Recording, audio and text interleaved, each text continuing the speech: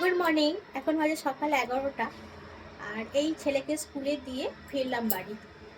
আর আসার পথে একটা যে পার্সেল এসেছে মিশো থেকে, সেটাই তোমাদের সঙ্গে শেয়ার করবো যে পার্সেলটা কি এসেছে এবং কি নিয়েছে।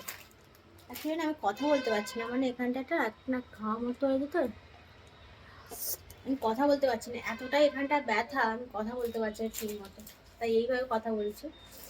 যাই হোক, কী পার্সেলটা নিয়েছি সেটা তোমাদের সঙ্গে শেয়ার করবো।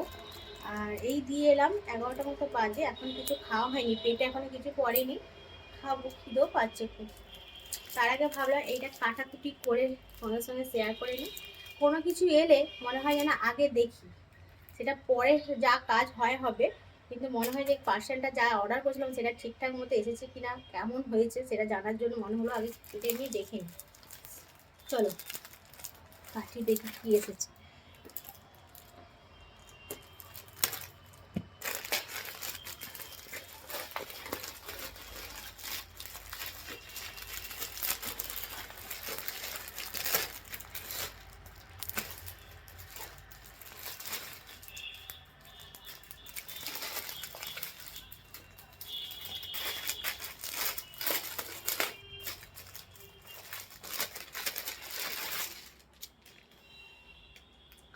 আমারই এটা, আমি অর্ডার করেছি আমার জন্য আর কি।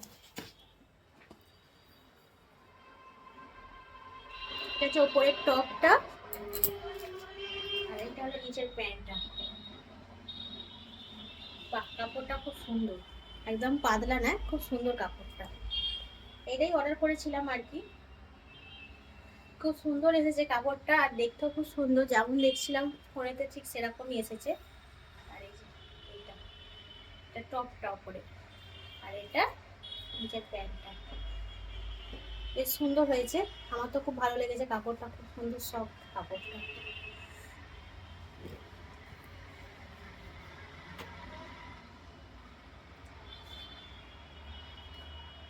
চলো, এটা তো করলাম, এবার গুছিয়ে রাখি। এটা দেখে পছন্দ ছিল, অনেকদিন থেকেই নেওয়ার ইচ্ছা ছিল এরকম একটা কিছু। আচ্ছা, এগুলো গরমকালে বেশ পরতে সুবিধা হয়, এগুলো মানে খুব আরাম লাগে সবগুলো গরমকালে পরতে, তাই গরম আসছে দেখেই নিলাম আর কি। আর কালারটা খুব সুন্দর, সাদার সঙ্গে আকাশি কালার, তো আমার তো বেশ ভালো লেগেছে। চলো, তোমাদের কেমন লেগেছে একটু জানিও জিনিসটা, যখন পরবো অবশ্যই তো জানবে।